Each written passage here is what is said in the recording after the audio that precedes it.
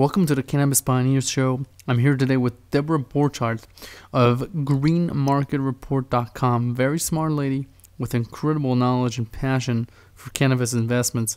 Glad to have her on the show. Debra, how are you today? I'm good, thank you. Let's start with New Jersey. Kind of a big deal going on over there right now with the governor election. What's going on in the field? What can you share with us?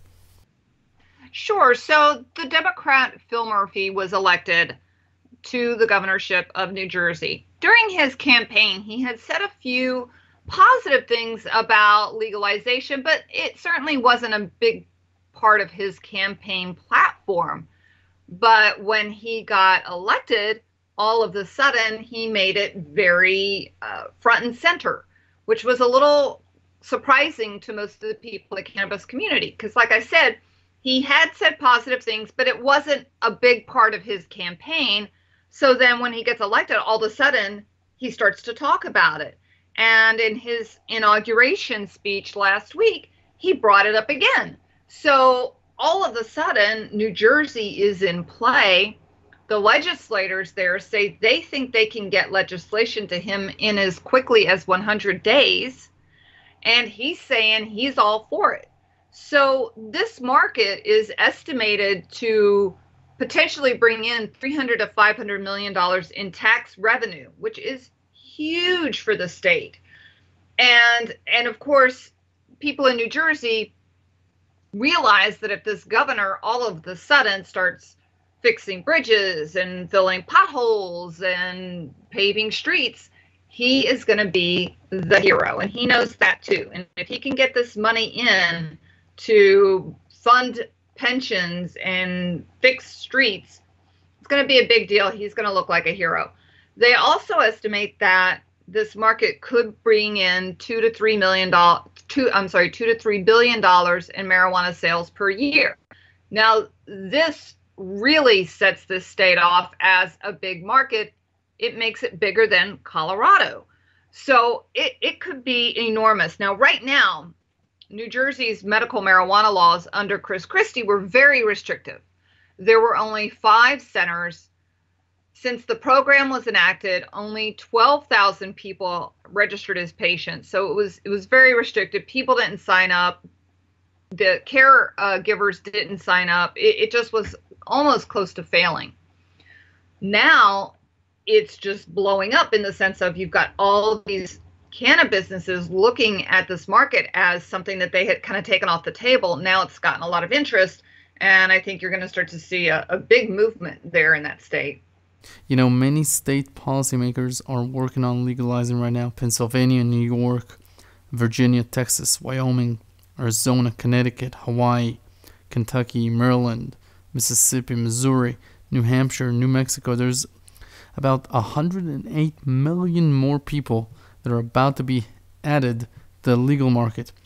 As California created a situation where the horse is left to barn, in other words, there's no way to take the clock back right now, and we're in the midst of a massive legalization throughout the world. It does become very difficult to turn it back, and I think it's really more, as I was pointing out with New Jersey and that tax revenue, it becomes very difficult to convince a governor to turn away that money once they've had it. And especially in a climate where the federal government is not giving as much money to the states as they used to. So, and tobacco taxes, which had always kind of fluffed up the coffers, those taxes are starting to decline because people aren't smoking as much. So your sin taxes have started to dwindle. And now they're looking for other sources of revenue. So when they find that source of revenue that they're using now to, like I said, pave the streets, build civic centers, put schools into good order, it's very hard to take that away from those governors. And they're the ones that have really started to fight back along with the state representatives in Washington, because they can't replace that money now that they've gotten it with another area. And so they're fighting to keep that revenue. I think it just becomes difficult to do that. Is there a 1 to 2 year window right now for investors in Canada and the United States? Because We know that since it's still illegal, much of the demand is just not there yet. So we know that legalization will open the floodgates for increased earnings, wider margins, and much more growth for companies. Is this the right time to get positions?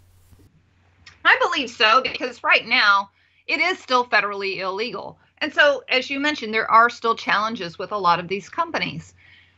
In the US, the Canadian stocks, not so much. But when it does become federally legal in the US, and I expect it will, I can't really give a time frame on that. I don't know if it will be during this administration. I rather doubt it, but perhaps after that. So you're looking a few years out. In the meantime, as you mentioned, and maybe it's 1 to 3 years, in the meantime, you do have a chance to get involved with some of these companies in the early days, and it's still definitely early days. So while the stocks may go back and forth, they do act a little violently sometimes. The swings can be quite strong because the liquidity is low, and a lot of these are penny stocks, which bring in a lot of volatility. I think that, if you've got a longer time frame, that yes, that definitely now is the time to get in it. Once it becomes federally legal, and all these names that are in the OTC marketplace or they're trading in the Canadian markets, once it becomes federally legal in the US, they're all going to jump ship and go to the NASDAQ and the NYSE, the big ones.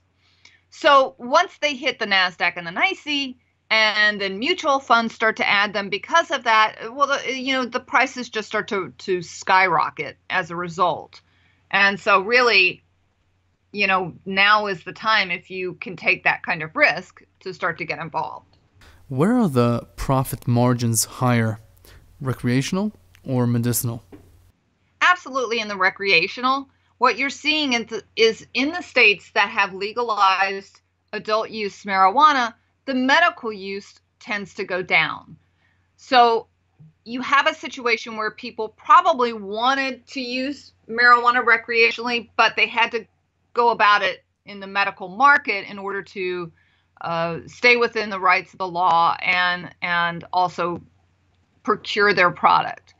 Once it's recreational, what you're seeing is a lot of the medicinal folks leave that market. Now, there's a couple of reasons why. One, a lot of the product makers, a lot of the producers, they'll make both a medical version of their product and a recreational version. So you could go to the dispensary and still get a medical version of a product that's going to help you out. So they don't feel the need to pay hundreds of dollars for a medical card, go to a doctor, get a prescription, and go through all that when they can just go to a dispensary and get probably the very same product. And that's people that, again, it's not going to be something that they can claim on their insurance. So that's part of the reason why you're seeing that drop. A lot of the states, too, when they've had a medical market and a recreational market, the medical market, they'll tend to put restrictions around how much people can charge for those products so that patients aren't getting taken advantage of. So right there, you have a market that's really favoring the patient, and in a way, rightly so. But for the company, they're making less money on that product. Deborah, what's going on with Jeff Sessions? Is this a joke? Has he got a different calendar than you and I? Does he think we're in the 1920s instead of the 2020s? Yeah, Jeff Sessions is like your grandpa that's got the flip phone, right? He's part of that group that just refuses to look at the real statistics and the real science. And they're just still brainwashed into the old negative headlines that we used to see. That was really and truly propaganda when you really do your research into the history of how we got into the war on drugs against marijuana. So rescinding the coal, that was him speaking to his base. That was him trying to get back into good graces with the president. And it really didn't affect the market too badly. The stocks did take a tumble right after that happened. But ultimately, at the end of the day, the real key here was the Rohrabacher-Blumenauer Amendment, which does not allow Congress to give money to the Justice Department to enforce the laws against marijuana. So without the money to go after them, it's basically was a lot of bark and no bite in his rescinding the coal. So he was able to accomplish that in the sense that he was able to placate his base, but at the end of the day, not ever really hurting the cannabis states and those cannabis companies. It didn't really hurt them because they're all continuing to operate business as usual. Now, here's what's interesting is FinCEN did not take back their guidance on how banks should behave towards cannabis companies. So FinCEN, which would not notify the Justice Department that they were going to do that, they said, you know what? People still have to bank, whether it's illegal or not. There's all these companies, there's millions of dollars. So no, we're going to leave our guidance in place. I think really the question will be, it's not so much even FinCEN and the Cole Memorandum, but really the Rohrabacher-Blumenauer Amendment. That's really the key to everything. Can you share with us how big the California market really is? The California market is the largest market in the United States, and really you could probably argue in the world as far as the sales that they're expecting. We've never really had any hard numbers from them because they were unregulated, and we don't even have the end of, we're not even through January yet, so we don't really even have any numbers for January. Also, the market is off to a little bit of a rough start in the sense that a lot of businesses don't have permanent licenses. A lot of businesses are operating with temporary licenses. They may not get permanent licenses. Also, the seed to sale tracking metric system is not in place yet. So record keeping is going to be a little wonky this first month. So really, it's going to be months before we get some really hard numbers out of California and really good numbers. But the estimates are that it could be in the billions, like 5 to 6, maybe even $9 billion a year in sales. So they're pretty substantial. Now, to put that into perspective, in 9 months, Colorado did $1 billion in 9 months. So when you're looking at that, that's 9 Colorados all wrapped into one. So it's an enormous market. It's not only the residents, but it's also the tourists. So it's a big deal. It's a huge market, a lot of money. Debra, I want you to go in deep and tell us exactly what's going on in the retail market, the recreational side. Talk about the demographics. Who are the people that are consuming? What time of the day? What do they like? What are their preferences? What's going on right now in the retail market? Right. So it's really interesting. What you're starting to see as these markets mature is that the consumer wants something that's really easy to use and very mobile. And that's where vape comes in. There are a lot of customers that might have smoked what we call flower, which is the traditional marijuana that you're used to, the bud, the dry herb. Well, when you get that, you've got to either roll it up into a joint or you've got to put it in a pipe. And so it's not that easy to take around with you. Whereas a vape, you can throw it in your purse, you can put it in your pocket, you can light up, you don't have to have a lighter. So you can still get the benefits of smoking cannabis without the hassle of having a lighter and having a bunch of smoke everywhere and a bunch of stinky smoke too. So that's become extremely popular. It's very mobile. Now, some people think they're a little expensive, and some of them are, the ones that you recharge and buy new cartridges for. They can run like $60. So for a lot of consumers, that's just a big investment and they don't want to do that. That's where pre-rolls come in. And pre-rolls is the term for a joint, a pre-rolled joint. And those are fairly inexpensive. And we're seeing a lot of that because it's back to that ease of product. And a lot of companies are selling the pre-rolls in a little plastic canister. So it's, again, easy to throw into a handbag or a back pocket. Super easy. So that's another item that's becoming really big. So between the vapes and the pre-rolls, those are the big growing segments of the market. You also, of course, have edibles. and that is getting more. That category is growing, although I would say that the only drawback on that category that you hear from consumers is that depending on what you've eaten that day or right in front of eating one of these infused cannabis edibles, is it changes how you react to it. So some people don't like that. I might have eaten a gummy yesterday and boy, I couldn't even function. Or I ate a gummy yesterday and didn't do anything. And then today I have one and now I'm wasted. So that edible product, I think that, it does definitely have some fans, but it's not growing by leaps and bounds as vaping and pre-rolls are. There are other categories like beverages that are coming on strong. The beverages, though, tend to taste kind of, the best word is weedy, if you can understand what I mean when I say weedy. It tastes kind of like, it just tastes pot-like, and a lot of people don't really like that idea of drinking a beverage that tastes kind of pot-like. And so they're still trying to finesse that product and get that product a little better. Another category that's been starting to increase in sales is the concentrate market. And that's all these kind of things that are like wax and shatter. And it's all these various versions of cannabis oil. They're not really mobile. You have to have a special pipe for them. But the numbers of people that are buying this is starting to increase. It's just not a big percentage of the market, but it is growing within that market, if you understand what I'm saying.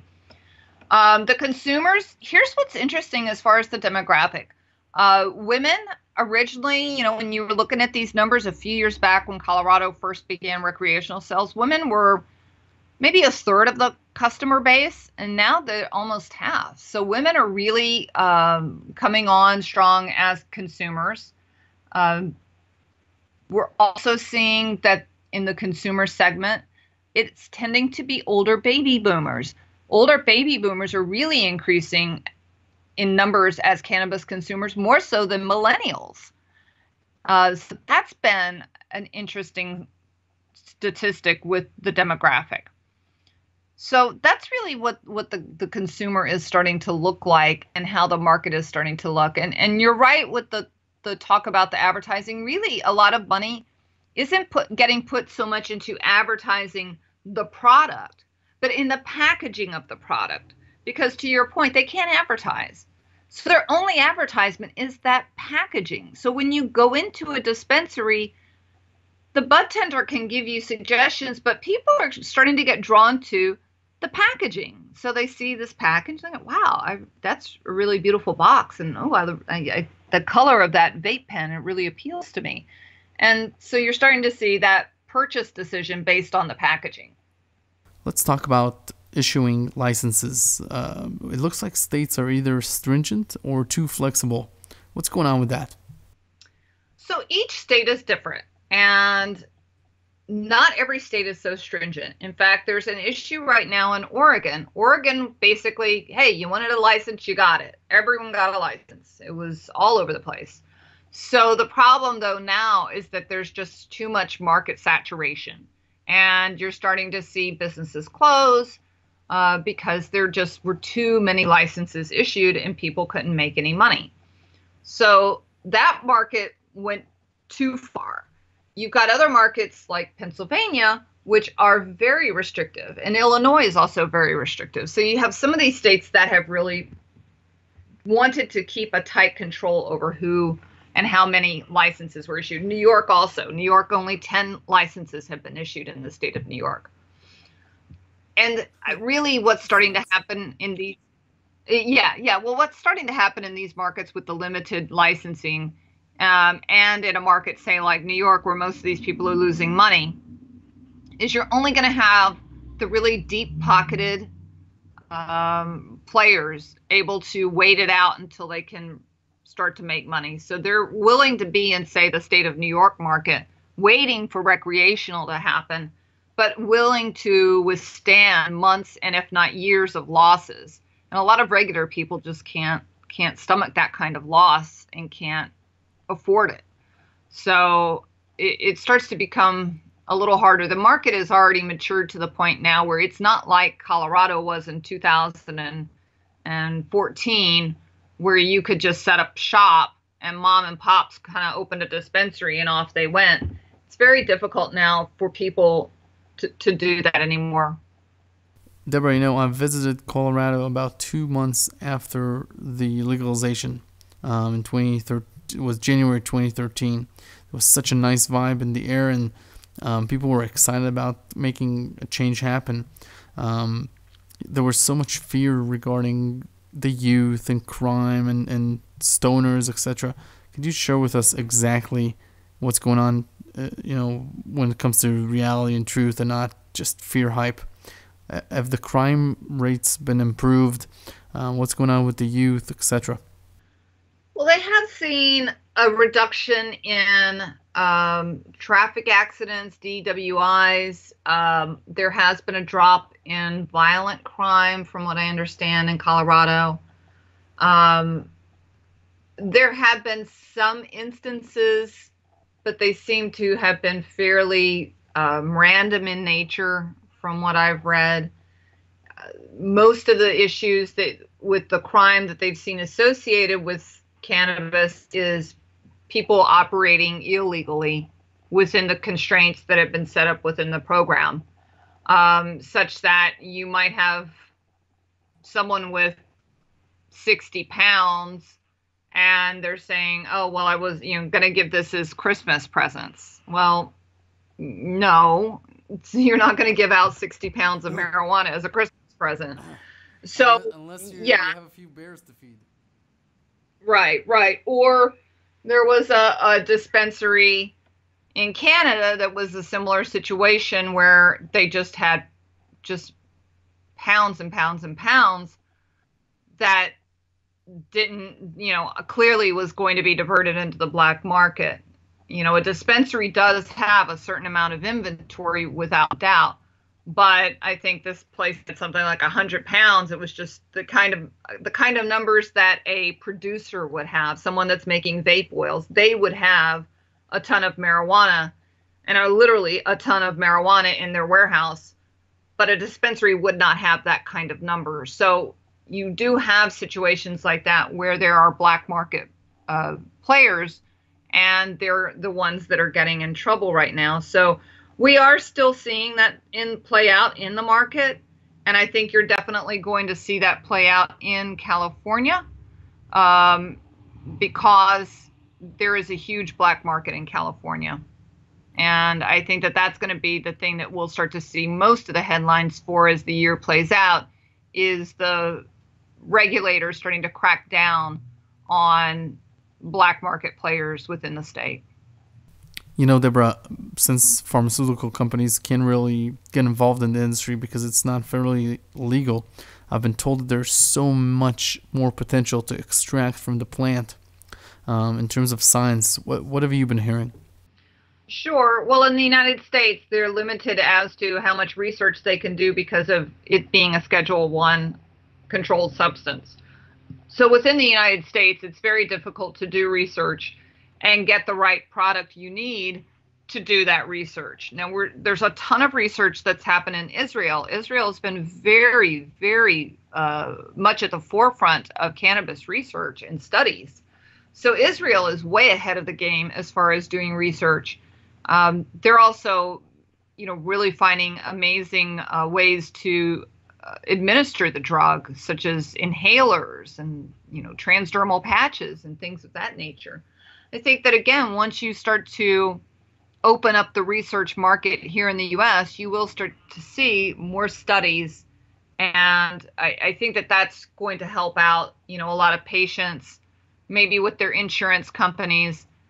We've just started to scratch the surface on how cannabis can be useful in helping people with opioid addiction.